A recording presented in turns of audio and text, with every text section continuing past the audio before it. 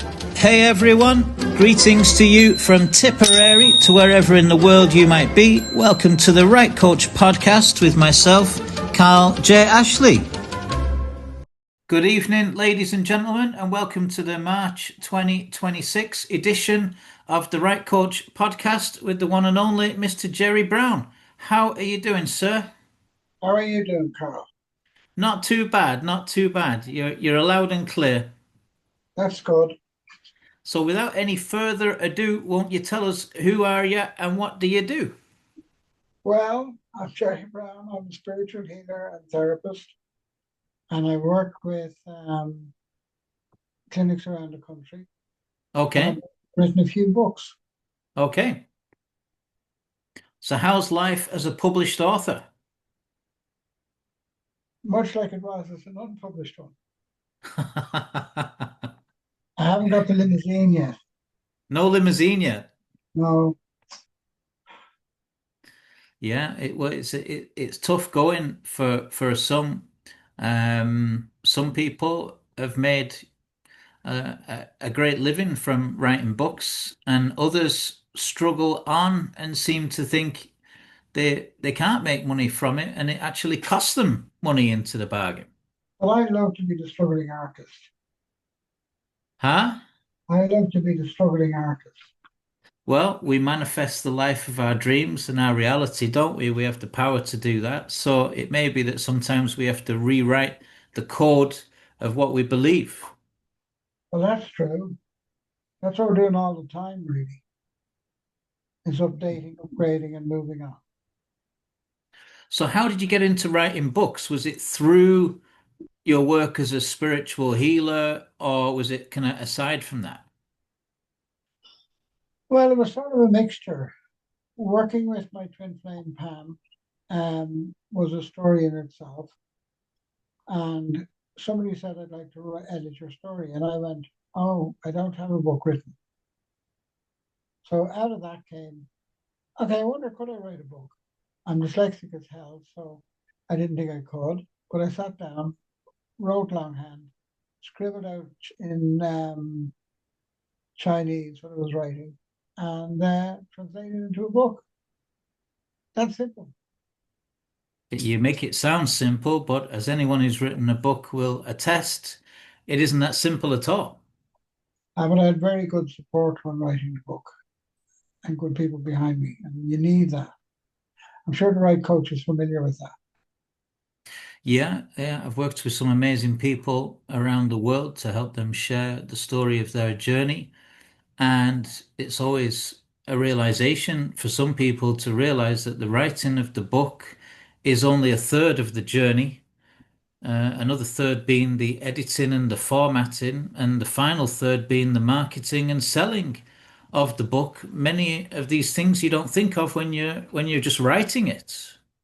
Well, I had another version. Mine was the hieroglyphics that you translated. You wrote mine in hieroglyphics, Like a doctor's prescription, was it? like a spider scrawl doing river dance across a page. Yeah. So, how did you end up becoming a spiritual healer? How did that happen? Uh, it's all in the book. It's a long story. Um, I suppose I never seen myself as a spiritual healer, never seen that I would be doing this work. Yeah. In 2003, I was dragged kicking and screaming into it by virtue of various different things that were happening on a psychic level and a spiritual level. Okay. And I ended up falling into it really in a way I wouldn't have anticipated. Of course, I thought it was all new. And then somebody showed me the RDS, the mind, body, and spirit, and it's been going on for years. Nobody told me anything about it. But it was just one of those mysteries. And it's still an unfolding mystery because I still can't figure out how the hell I got to where I got there. Hmm. So I'm not supposed to say hell, am I? Okay. And do we need to figure out how we got to where we got, or is it more about being in the present moment and rolling and flowing with what is? If I was Buddha, I'd be very happy to be in the present moment and just go with it. But as I'm Gerry and human, I always would like to know how the hell I got here. Yeah. Where are you from originally, Gerry? I was born in a little fishing village south of Dublin called Dalkey, Dalkey and Killiney, near Carnegie, yeah. The two near places, Monkstown and Dunleary. that's it. And I grew up there and I moved into all sorts of places, ending up eventually in Acho and Ennis doing this work. You mentioned you have clinics around the country, so you travel around a bit as well.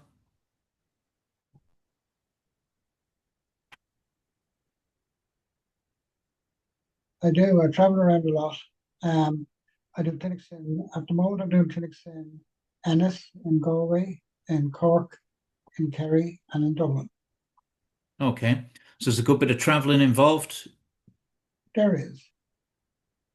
What do you like to do when you're traveling? Do you listen to audiobooks or anything like that, or do you have a passion for music?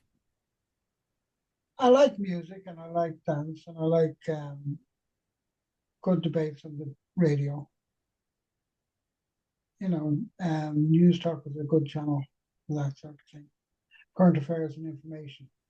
Okay. But most of the time, I like to take my head out of the spiritual side. Yeah, so anything that grounds you back into ordinary life, maybe. Yeah, because I like to think I'm slightly practical among the madness of spirituality.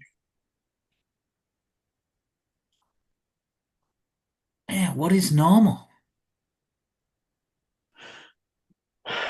Normal is that, but we're not.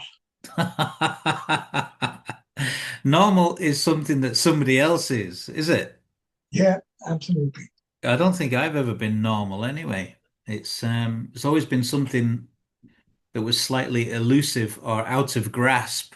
And Carl, then I never like to say that. no, normal was always something that was a perception more than a reality, you know?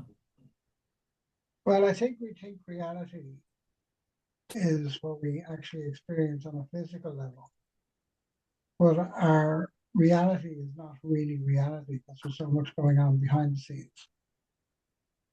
I'm going to get you to either speak up or spin towards your microphone a little there so we don't keep losing you on the audio, Gerry. Um, are Okay. you, are you, is there any favorite books that you have, or are you inspired by any books or any authors that you remember reading or that you'd like to share with us? Well, there's so many books and so many people who've written really good books down the years. But one of the ones I like are I'm Okay and You're Okay, Okay. which is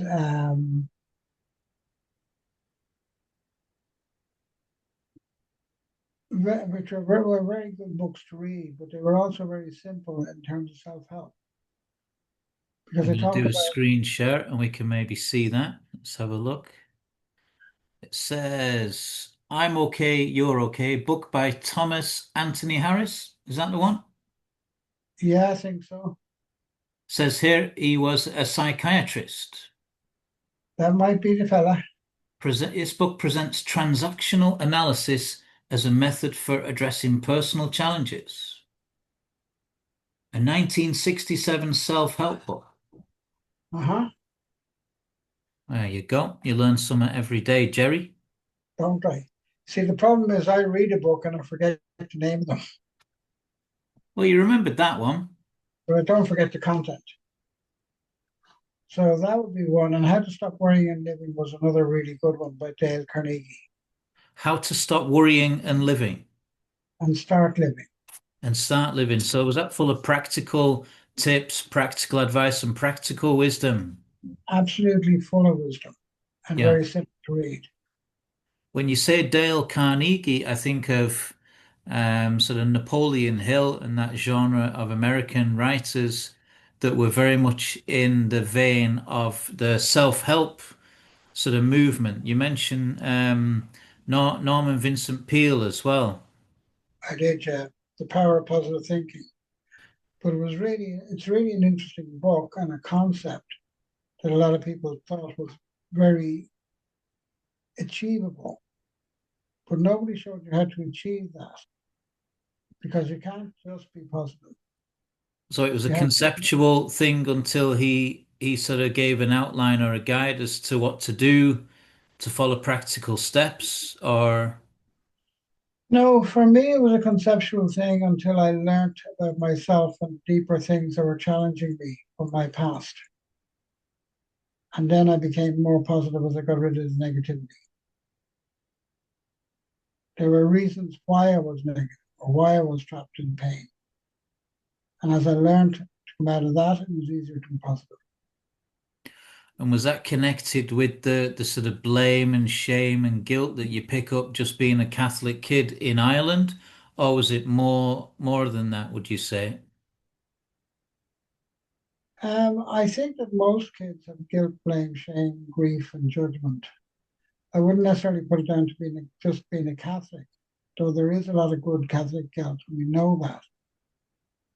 But I think when you follow Jesus, you follow a deep spirituality that is all about love and non-judgment. And we can very much judge ourselves something awful. Especially writers. Writers are probably the harshest critics of themselves and their work. And when you see, I wasn't a writer when I was 6 or 7. Fair point. Yeah, So I evolved into the writing as I got rid of some of the woundings. that's a nice way of looking at it. The books are a manifestation of our connectedness to the better or higher versions of ourselves, the version of ourselves that's let go of some of the limiting beliefs or some of the limiting behaviors that we might have picked up. Yeah, but then it becomes a real invite to let go of more because there's always more to do, more to find, more to grow, more doors to open. So it's a bit like curiosity kills the cat.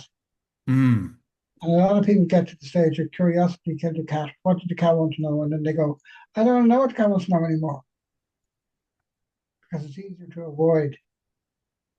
And that's not just a this lifetime thing. You could also argue that reincarnation and the nature of having past lives is again this idea that there's more work to do, or if the Rosicrucian sort of philosophy is to be believed, that the soul is on a journey towards perfection, or what the Buddhists call nibbana or nirvana, and you come back until you keep or you come back to learn the lessons that if you didn't learn, you keep being presented with the challenges to learn the lessons you need to learn or overcome. My God, I always knew you were a wise one. Well, isn't that what you've been writing about too? Yeah, only I would have put it more in English. English is our first language in Manchester, but you grow up learning different ways and phrases. But what we used to grow up with was sayings like, "Oh, it doesn't rain, it pours," or "Life's a bitch, then you marry one, then you die." And there was always this kind of gallows humor and this kind of self-defeating, self-sabotaging, almost ingrained humor. Who do you think you are? You're not going to amount to anything, and I don't know if Irish life was like that for you as well, but was there a kind of an overcoming of the self-defeating tendencies? Well, we had ashes to ashes and dust to dust. If the Lord doesn't take you, the devil must. So that was a good one. Um, Ashes when to ashes, dust to dust. if the Lord doesn't take you, the devil must. And of course, we had who do you think you are and all those sort of things. But when you find yourself you begin to find that, you see, I'd see it as a gift, a journey from perfection to imperfection through life, through finding your perfection again. And that's how you learn. And so, aside from the books we've mentioned there, Thomas Harris, um, Dale Carnegie, and the power of positive thinking, was there any other books that impacted on you? Would you have been a big reader of the Bible? Would that have been something that you would have read? Or is there anything else that comes to mind when you're talking about influences on your own books, we'll say? Well, when you're talking about the Bible, I've read the Bible on a number of occasions, and it's been read to me as a child in school. And we did some Bible study, but I would have never considered myself an expert in liturgy and things like that. Hmm. But what surprised me was how much I knew as I was talking to people. So obviously, I've absorbed a bit through osmosis or living in Ireland, the land of saints and scholars. Or being a priest in a past life. Oh God, yeah, probably. Yeah. Well, there's a few of us getting to look like Friar Tuck as we get older, is it? We're less hair and bigger bellies. I think it's just part of the course, is it? I think it's actually too much sauce for the mash. Well, what like this seriously the book that is the Bible, the modern incarnation that I would have grown up with, the King James version of the Bible, you learn has serious omissions. The likes of the Nag Hammadi scrolls speak of the Gospel of Thomas, and then there was the Gospel of Enoch, and then the Gospel of Mary, and you can see where religion has been an overtly kind of used as a control system down through the history of time. Is there any much credibility in a book that's been so edited and omissions and edits and like there's it can we believe what's in the Bible if there's been so much taken out of it? I think the difficulty we have is we have to have some faith in something. So when you take a look at the Bible, there's tremendous value in it, just like there probably is in other religions and other religious beliefs and other religious books. Yeah. And there's tremendous wisdom. And I think that, people have a good understanding of what right and wrong is. So when somebody says, thou shalt not kill, they know that that's right.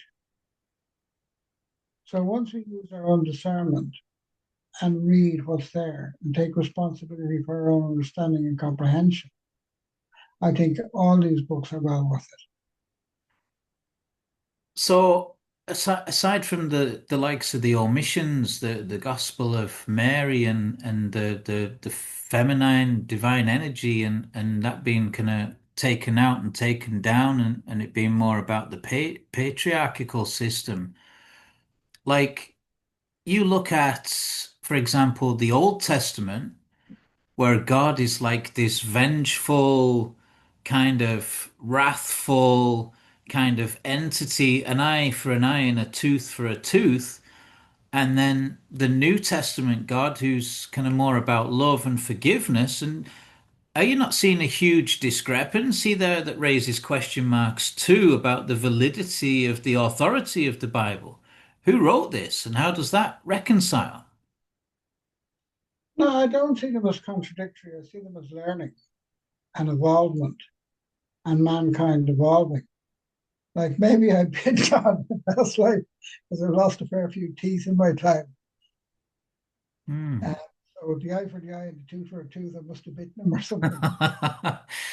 The first five books, the Genesis, Deuteronomy, Numbers, Leviticus, and the fifth one, were known as the Pentateuch, right? Which was the old Jewish Torah.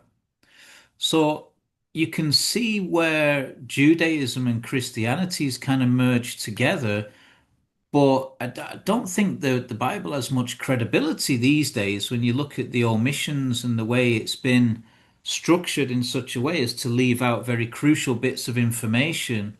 And even if you listen to, was it Bill Cooper or was it Jordan Maxwell? He studied Hebrew and he translated some of the text in Genesis as not I have made man in my own image, but we have made man in our own image. The translation of the Hebrew was very much leaning towards the information in the Sumerian tablets, which was that the man was created literally as a kind of a project by these kind of demigods or these Anunnaki alien beings that came to Earth and needed to mine for gold. So they created humanity through literally taking what was here already, which was like, Neanderthal man or Cro-Magnon man, and merging that with something else to create Homo sapiens.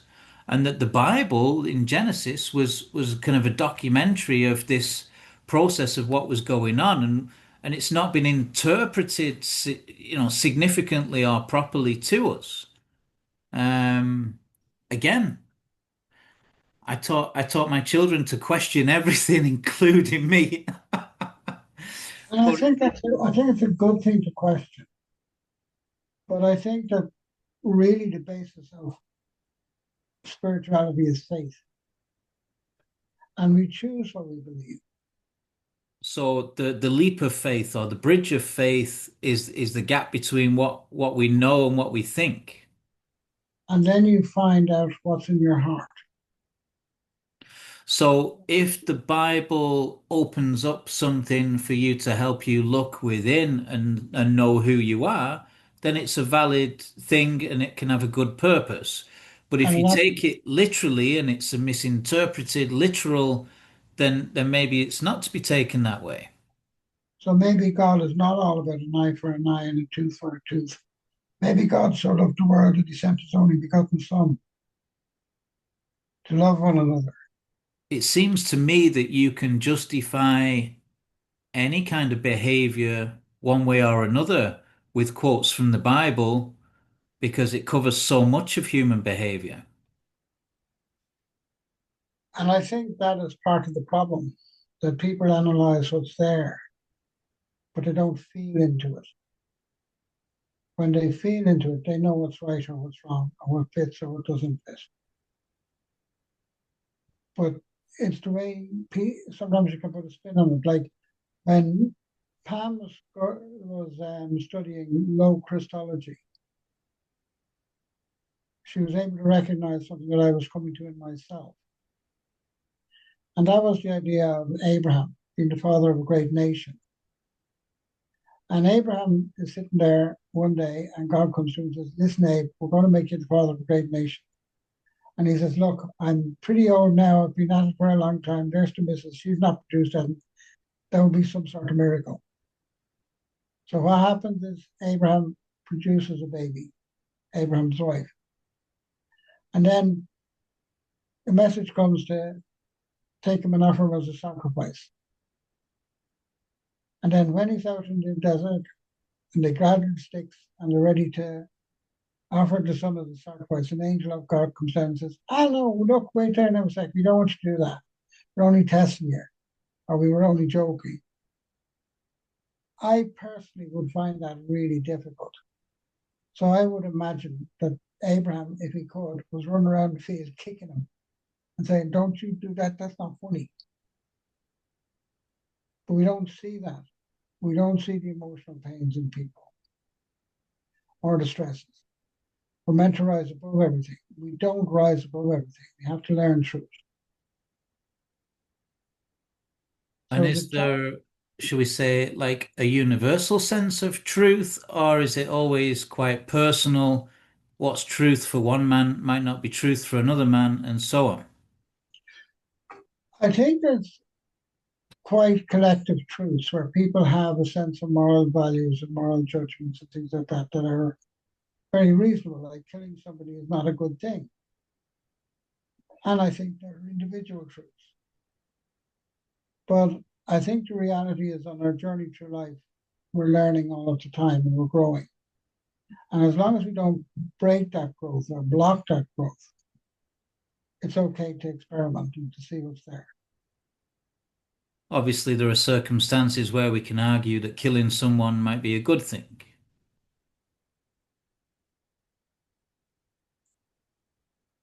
I wouldn't.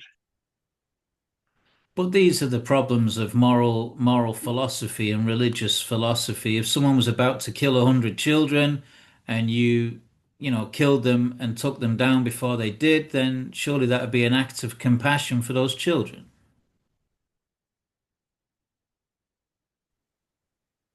Absolutely. But it doesn't mean it was a good thing to try to kill somebody in the first place.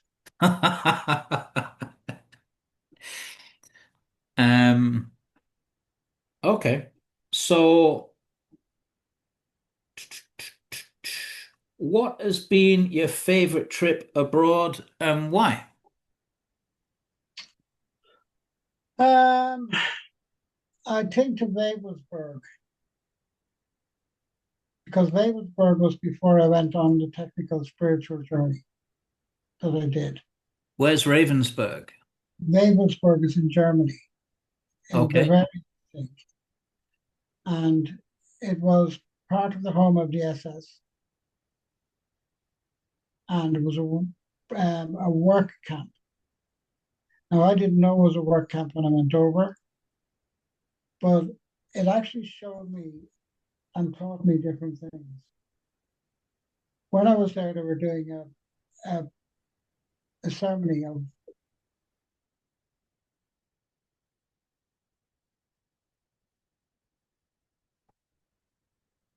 Reverend Master talked about how not forget what Germany done. And I saw two little children running around mother's knee. And that was difficult because I couldn't understand how we can pass on guilt from one generation to the next. Sorry, Gerry, you were breaking up a bit there, and we couldn't really hear what you were saying. You were in Ravensburg in Germany, Wavelsburg, Ve Vivo, Wavelsburg, yeah. and it was a And, camp. and no, Wavelsburg is a castle Okay, in Bavaria, but it was where the SS were based. And there was a work camp underneath it. And we had a ceremony of reconciliation for the nations that were there. They were taking part in a folk festival. And during the speech, the then burgomaster or whatever was actually saying, we cannot forget what we've done as a nation. And I saw two little children run around their mother's knee. And I felt they should not be carrying the sins of the past. We always have to grow as people. It's about growth and learning and development and involvement, not about judgment. there was a quote by Hitler which apparently went along the lines of when the world learns who I was fighting against, then that'll be the start of World War III. And there was an argument that Hitler was a down and out painter on the streets of Vienna who was very much working for the benefit of humanity, humankind, and serving God. But we don't learn But about that in the history books, do we?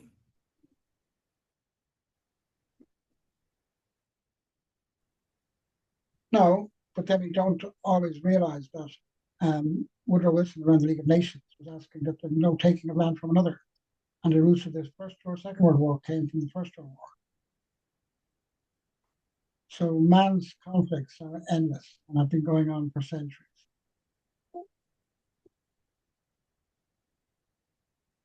So when you ask someone about their favorite trip, I suppose a German camp isn't what you expect.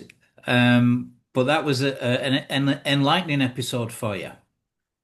Yeah, and it was actually to be a start of a very special spiritual journey that took us to concentration camps in Auschwitz and Treblinka and Dachau.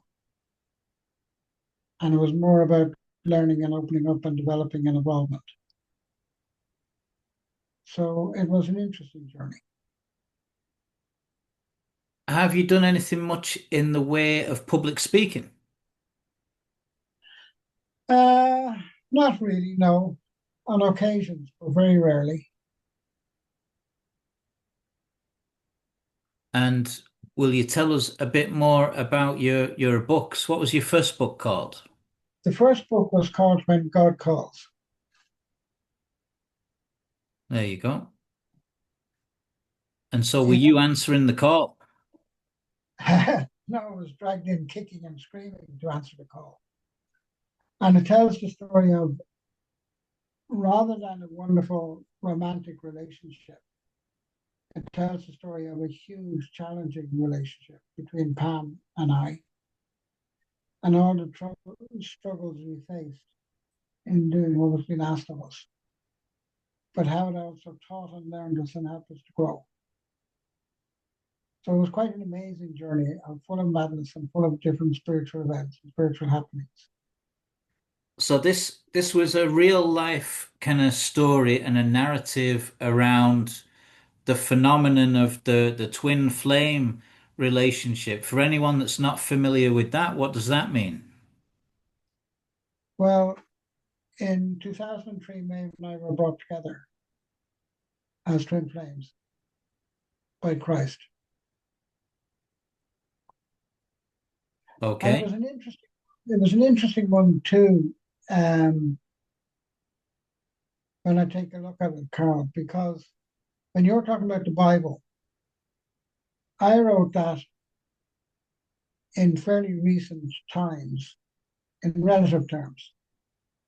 And I'm not sure I got everything right in it and got all the stories perfect. Hmm. So I'm inclined to give the monks a little bit of latitude when they wrote the Bible. So when did you publish your first book? That was 2019, 20, I think, between 19 and 20. Okay, and then you published another one immediately A year, after or quite shortly after? a year to 2 years later, that was Sulking with God. And was Sulking with God an accurate description of you and what you were going through? Well, it was the aftermath of the breakup of the Twin Flames and me moving to Ennis. Yes. And when my faith was challenged. Actually, I didn't lose my faith, but I had to find trust again because that was hard. After all that had been gone into doing the work, to start again was really hard. So what were you doing before you were a spiritual healer, we'll say? Well, I was into sales and marketing and that sort of stuff, much like yourself. So day job was in sales, and all of a sudden you're thrust into the world of doing God's work, we'll say, and helping people, and you're a reluctant hero in the sense of you're not really embracing this at all. You're sulking with God and you're kicking and screaming and you're saying, "Why me?" Like the Balotelli t-shirt, is it? But I like that idea because when you take a look at it, I'm not a reluctant hero. I'm a reluctant healer. Yeah. I would never see myself as a reluctant hero. But But the I've always hero's seen it journey much is more. about you hear the call and you don't answer it the first time, right? Well, then I didn't answer it a lot of times because I should have done apparently. But what made it actually really special was the emergence out of the pain. It was like a whole rebirthing process. So during the times that I was working with this, one of my greatest challenges was trust. And the first element of that came in the form of surrendering to doing the work with Pam. And the next one came, that lesson was learned at that point. And then the next one was a love of people that evolved out of losing everything. I cared then more about people than ever before. So then I actually did the work not for God but for people. So by losing everything, you were being taught by God what it's like for someone to have lost everything. So when people come to you for help and support who have lost everything, you don't need to imagine what they've been through because you've been through it.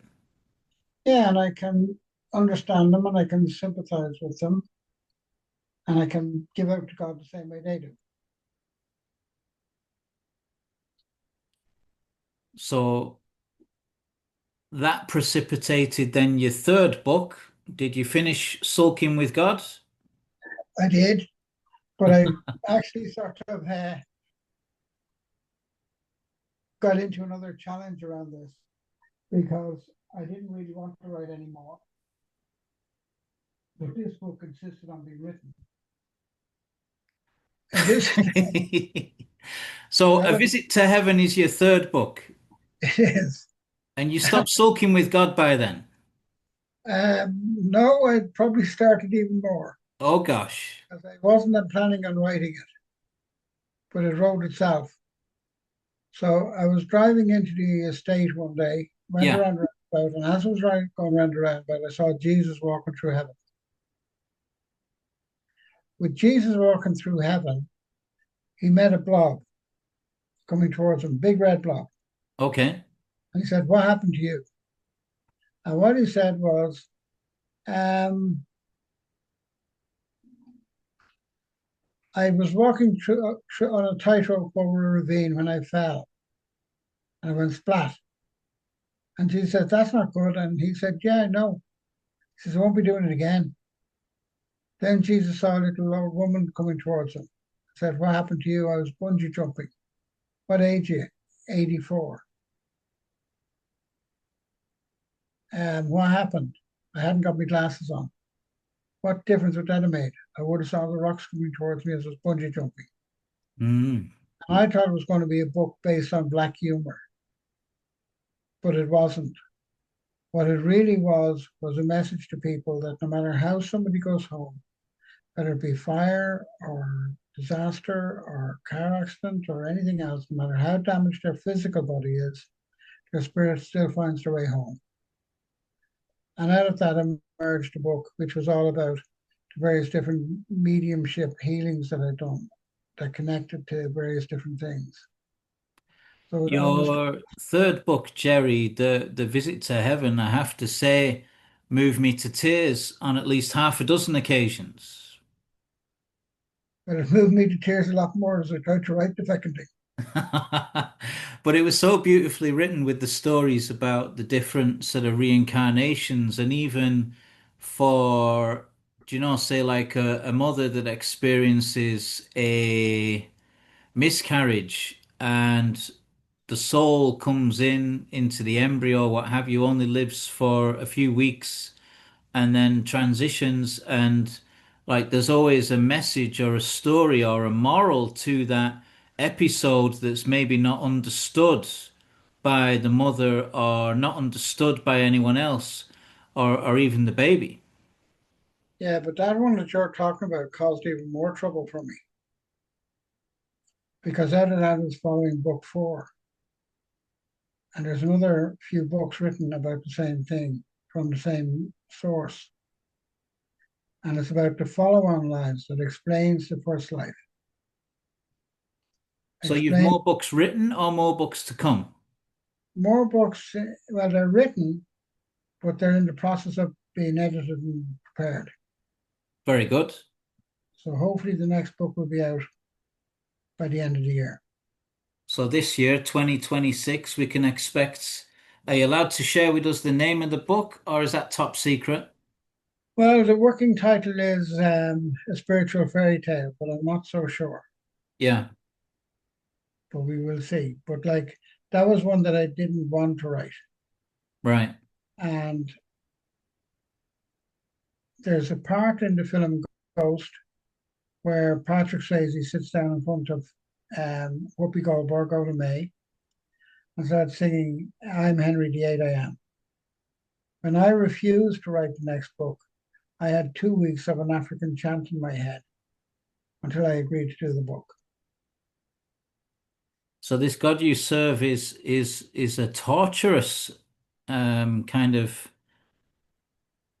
a bit of a Not at all. He was inspiring me. To him, it's, it sounds like more I don't know if encouragement's the right word or well, it was. We make you an offer you can't refuse. But you wouldn't want to refuse if you were given the offer.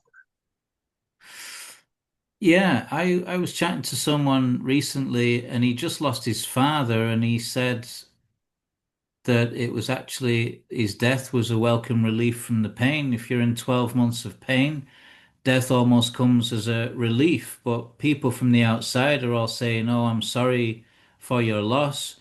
But he was actually quite relieved that his father was no longer in pain. And the father was relieved that he found peace. So you see, there's many facets to the same story. Absolutely. And there's many stories evolving all the time. And there's many learnings. Like I was told the story of a little child who went into Grandad had died and they didn't want to tell him that Grandad had died. So eventually when Grandad was laid out in the home, little boy came in and says, Grandad in a box. And mother said, yes, you know he's in a box. And she showed him the coffin. No, Grandad in the box.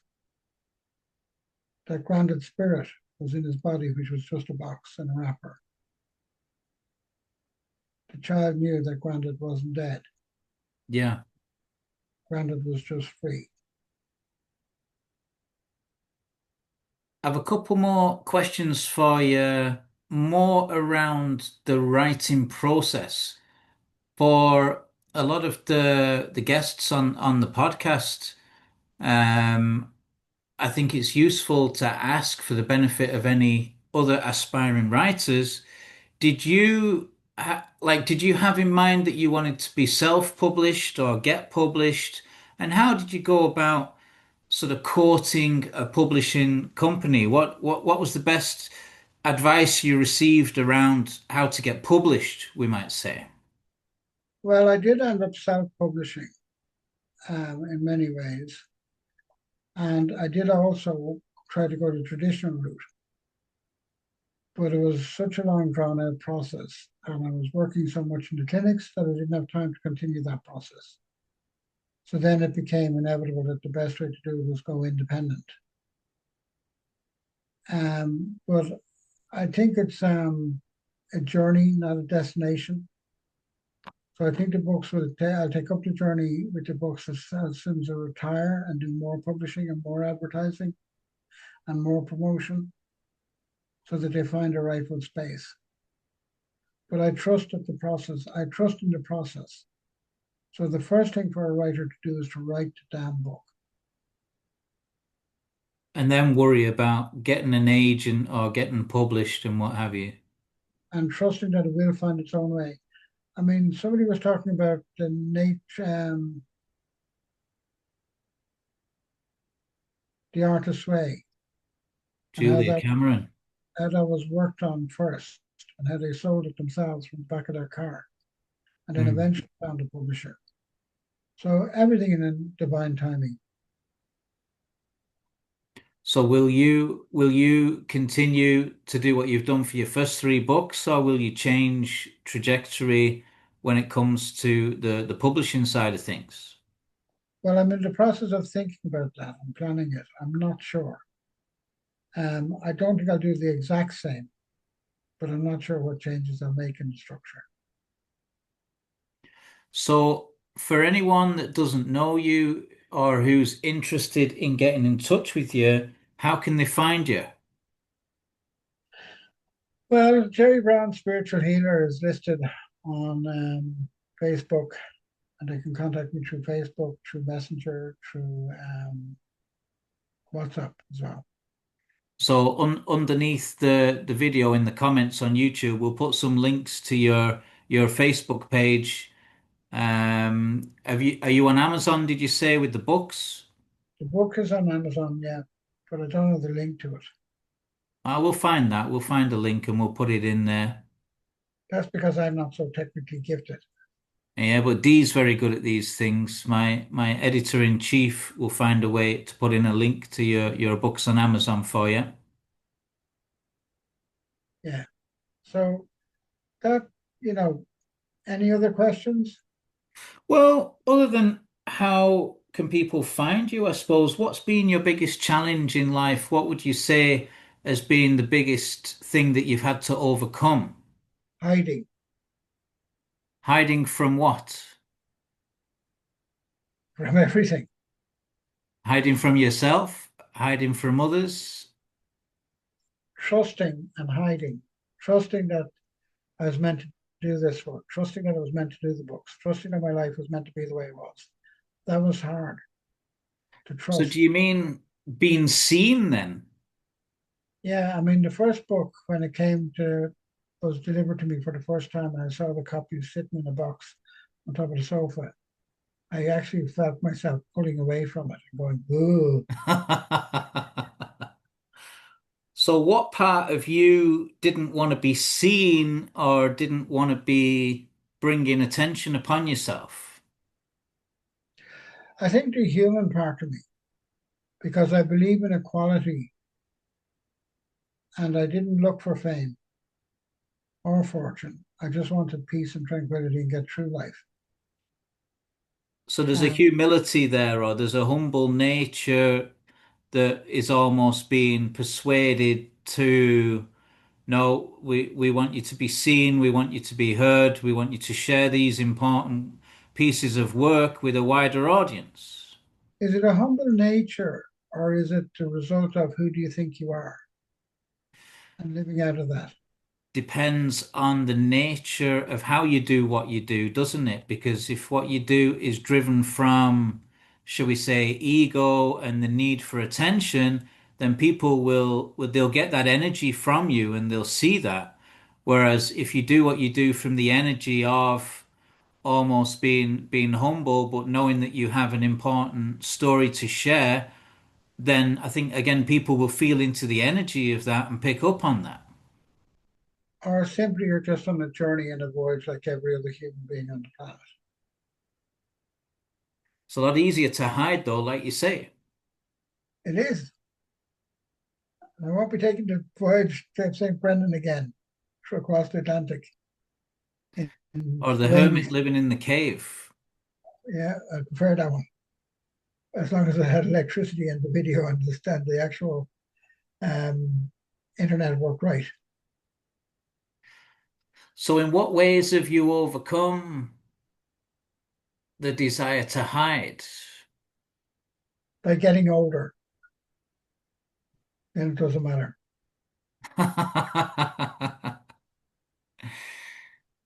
So, it's just a natural process. No, I think I've learned an awful lot and had more confidence in myself than I had when I started doing my own work. And I benefited a lot by the work I've done. But there comes a point when you no longer want to be less than, when you want to be yourself. And that's the journey. And that's not always easy, but it's still a journey.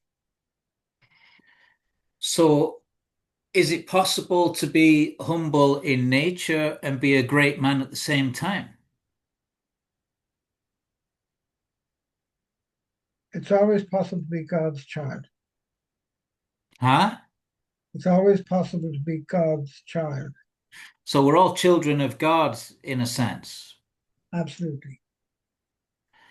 So, is there a final message or a final sort of piece of wisdom you'd like to share with us through your work as a spiritual healer and through the books that you've written? I for one can vouch for the work that you've been doing. It's helped me tremendously in my life over the last 10 years. So I don't know who needs to see or hear this, but I'd love to make a personal tribute to the work that we've done together that's helped me tremendously. And is just helping one numpty at a time enough? Is that just what it's all about, or is there any greater wisdom than that you'd like to leave us with and finish on? Well, I have helped one numpty when I'm talking about you, but it's like dropping a pebble in the sea because you keep helping people too. So there's a greater sense of fulfillment when you've helped someone and you see them helping others that it's rippled out. Yeah. And it's like dropping a pebble in a pond. The ripples keep going out and going out and going out and going out. And eventually the world becomes a better place, hopefully. So So did sometimes you have a spiritual teacher who helped you in the same way that you've helped me? Pam, an incredibly gifted lady who was really bright and very spiritual and spent her whole life working in the spirit. That's a nice tribute there. And so is the idea then to pay it forward? Um, I think everybody who's moving into a place of freedom has a sort of responsibility to forward that gift because that's part of the evolution of mankind. Is it not a natural part of the journey to realize that service to self only brings you so far along, and then to truly evolve, service to others brings more fulfillment and is more of a worthwhile journey than just service to self? I would think that service to self is serving others.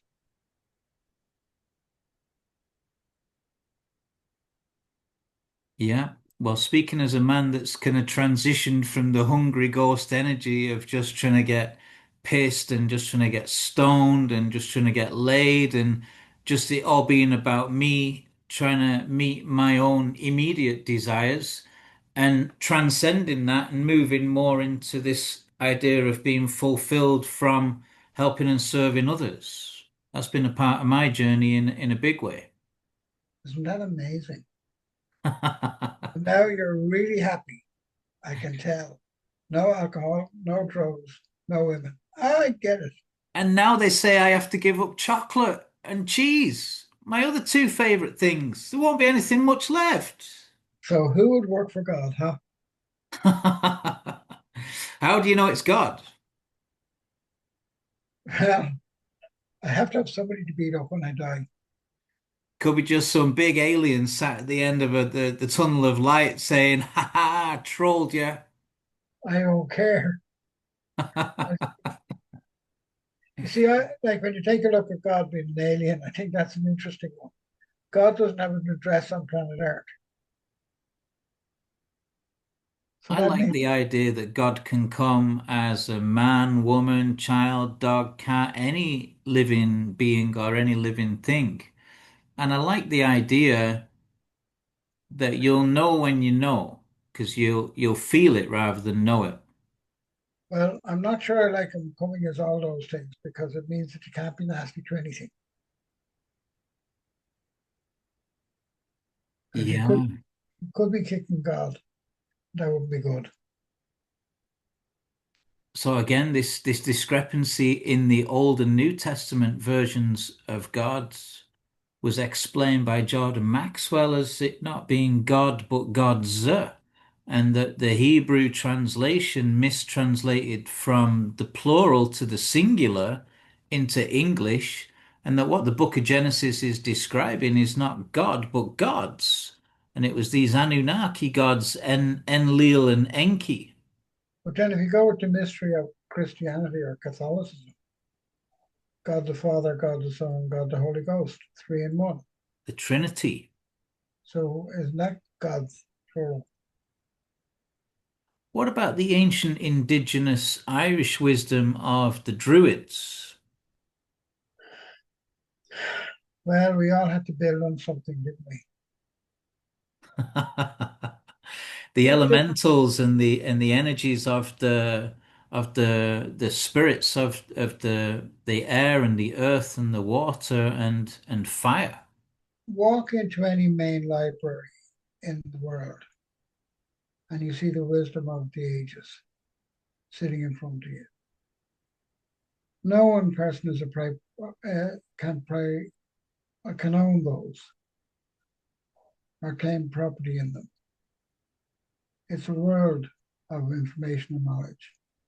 So when you talk about the Druids and you talk about the actual elementals and you talk about the understanding of different religions and different beliefs, it's our ignorance of those people and those beliefs that can sometimes make us mistrust different things. Hmm. If we could understand where they were coming from or walk a mile in their shoes, maybe we'd view the world through different eyes and maybe we'd be much kinder and more open.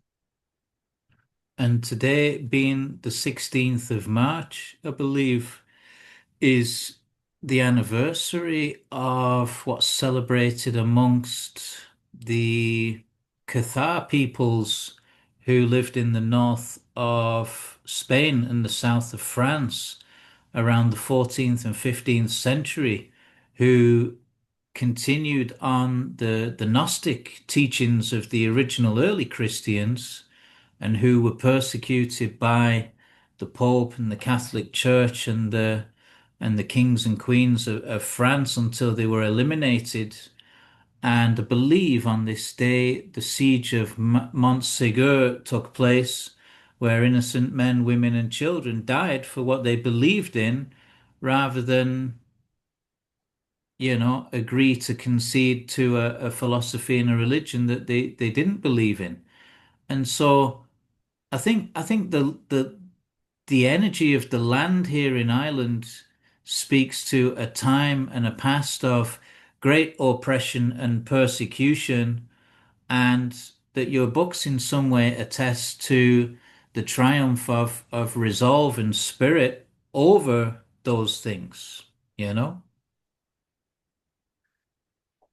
Yeah, but I'd also like to honor the fact that it talks about a Celtic spirituality that stretches back many centuries and a great gift and celebration of the land, um, the harvest, the natural cycles of nature, and the way the land gave and looked after us. So it's not all negative. There's a Right. hugely positive running alongside every negative. And when you think about people who fought for what they believed in or died for what they believed in, because most religions would have their stories about people who died for their faith or their belief. There's so many different martyrs, but there's one race, the human race, and the courage for what they believed in, courage to fight, should be respected by all. So on that note, unless there's anything else you'd like to add, all that remains is for me to thank you for your time this evening. Thank you, Carl, for your time and forbearance. It's interesting to see the internet doing handstands and doing all sorts of weird technical stuff. God only knows. Take care, Gerry. I think the Thanks. aliens are. God bless you, and cheers for now.